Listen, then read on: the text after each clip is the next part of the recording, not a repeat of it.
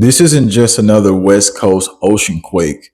The governor of Oregon, Tina Kotek, just signed an executive order to prepare for the big one on Cascadia Subduction Zone, talking about the risk, and we're going to get into all of that. There's been aftershocks hitting on the Cascadia Subduction Zone after a 5.8 hit.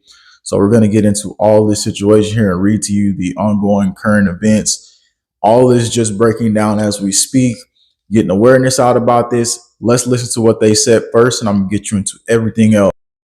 A series of earthquakes have been rattling the ocean floor off the coast, around a dozen occurring since last night. The quakes and aftershocks have been happening about 115 miles west of Gold Beach.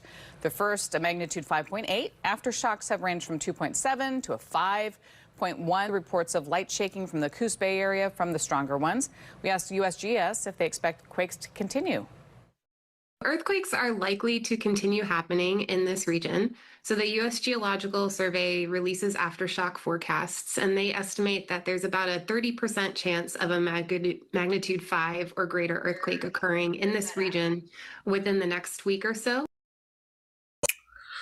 Now, Coos Bay is where they're saying the area was at, and this is Coos Bay just one day ago when these was happening.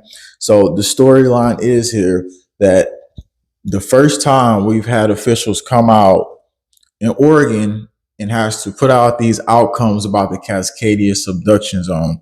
So we're going to get you to all that, but we're going to read also how deep was the depth of these earthquakes. And they use 10 kilometers as a default. Actually, that's just a default of what they say about most earthquakes, because if we look here, it was actually 14 kilometers. So what does this actually mean, that the depth of this earthquake was close originally probably to the sea floor? Because 10, like I said, 10 is just a number they use. Now, off on this side over here, we have hot zones that's over in the Cascadia area that's been showing up over and over again, where these marine heat waves come out. But that made me think, was this because the magma chamber collapsed of the actual seamount? And that was another thing I went to go look into, which I'll get into that here in just a few. But first, let's read what the Oregon governor, Tina Kotek, came out and did, because now she is changing the structure of buildings, and this is going to be moving on from September 8th all the way and beyond. Oregon moves to quake-proof government buildings. Gov Kotek's order aimed at making state buildings resilient to the big ones so they can be used as staging areas for emergency response recovery. There you go, staging areas. And we heard about staging areas in Michigan earlier in the year. I think it was last year, and they was talking about stuff like that. What do you think these staging areas will be used for as far as recovery? Now, let's go into the executive order here, because this executive order is very important and not anybody is talking about it. This is going to be something that you need to know about for the next weeks, months, and years. Executive order number 2522. Constructing seismically resilient state buildings. Oregon faces a significant risk of major earthquake with 16 to 22% chance that a Cascadia Subduction Zone earthquake of a magnitude 8.7 plus will occur in Oregon in the next 50 years. A 42% chance that a partial rupture of the Cascadia Fault will result in an earthquake of a magnitude 7.4, and 100% likelihood that a major earthquake will occur in the future. So they're saying that this is not something that they think or project. One of the parts is at 100% ratio along that Cascadia zone.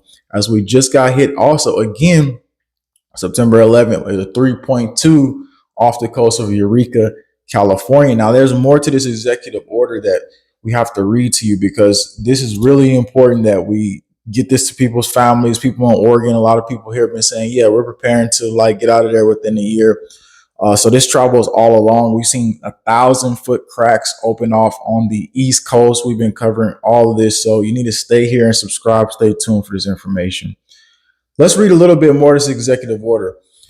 Whereas a strong earthquake would cause many structures to collapse and create widespread disruption to utility and transportation networks. So we're talking about power outages and stuff like that they're worried about for infrastructure. The earthquake and resulting damage will cause thousands of injuries and deaths, immediately constitute the most devastating widespread emergency in the history of Oregon. State must be prepared to assist Oregons On their worst days, the state is an essential partner in local emergency response and recovery. Now, we know how bad this can get because the East Coast taught us a lesson. That 1,000-foot crack that opened up showed us that gas lines will be a major issue as well. It's something that you have to definitely think about when these things open up. We're going to look at the situation here because when I was looking at all this stuff happening off the West Coast and I was thinking, okay, what's happening at the actual seamount? And let's go there really quick because today it was interesting when I went there. I waited until the feed went live for the actual seamount. This is the live feed, the OOI regional cable array. But what I noticed is 250 miles off Oregon coast was today there was a black screen. There was no data given. There was no video. I could see nothing about the actual seamount. But what I can do for you right now, so we can still go to the ocean observatories, click into the actual seamount, and here it is right here. Again, you see all these little cables and stuff. These are the lines that's connecting into the sensors of seismic networks right off the coast. This is the Cascadia Subduction Zone. So they're giving us no live feed video, y'all, which to me, I think something very suspicious there. What do you think here in the comment section? We need a lot more information as this stuff is going on, as that magma chamber collapsed. Now let's read a little bit more what the governor said, because this is going to be something that people need to really pay attention to. Office of the Governor of State of Oregon, Executive Order 2522.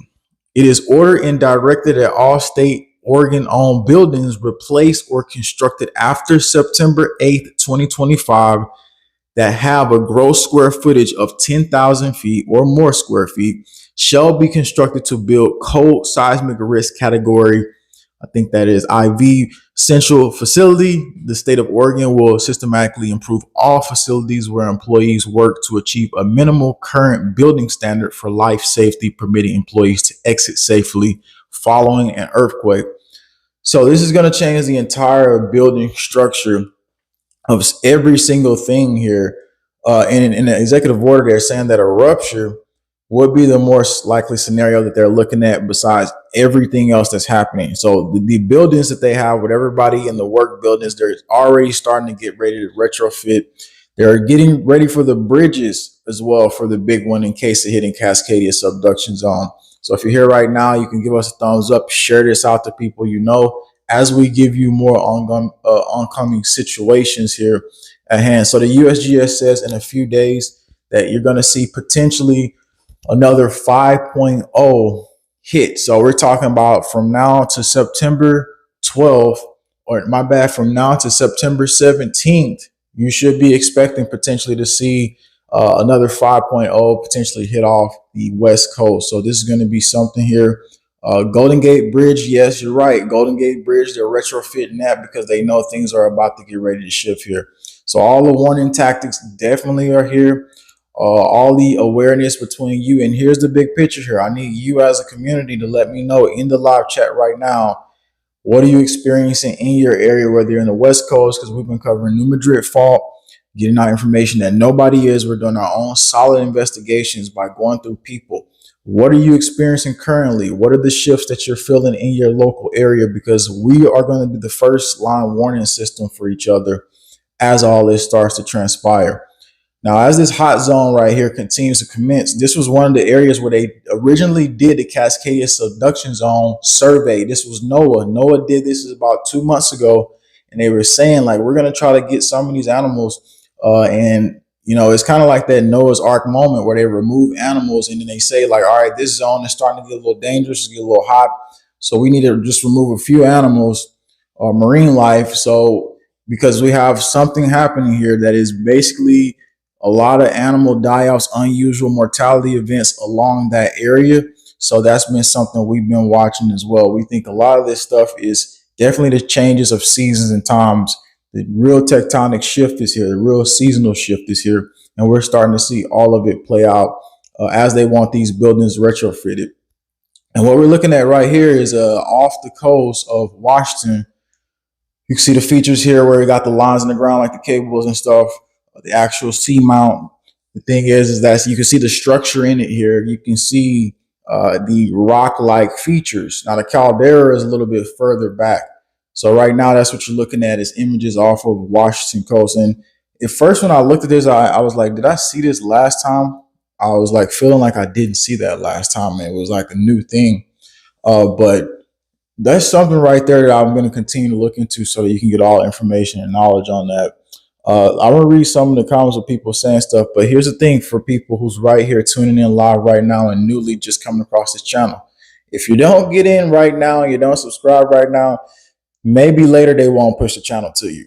So it's very highly critical you subscribe now so that you can get more information. We're tracking all the updates, doing it ourselves, and getting knowledge that's not from other people. So what I'm going to do for you in the live chat, here's something important though that you need to get. I'm going to drop this for you. Watch next. Massive road crack in New Jersey. It's begun. And you'll see that in the live chat, also be on the left side of the video before it's over with. But here's the big story here. I pulled out the maps of the areas that is sinking by land subsidence. That's confirmed zones. Now, some of these areas that is land subsidence is happening also in the West Coast. We'll have to match up maps with that, but I want you to understand that each of these areas are a critical feature that is basically playing roles in what's happening. And if areas along the Cascadia Subduction Zone is in the sinking zone, we're going to confirm that for you. So you want to stay here for all that. And we can look at kind of what areas would be maybe the ones that start to slowly go first. That's what we're going to start analyzing for you here so we can have all that knowledge. But don't miss the video on the left-hand side. That's something critical. Takes you down a deeper line of the story here, giving you all the maps, all the information, everything about what's coming and what's actually occurring as it goes. So please share this out, get it to everybody so they can see what's going on and understand that the governors are even taking it more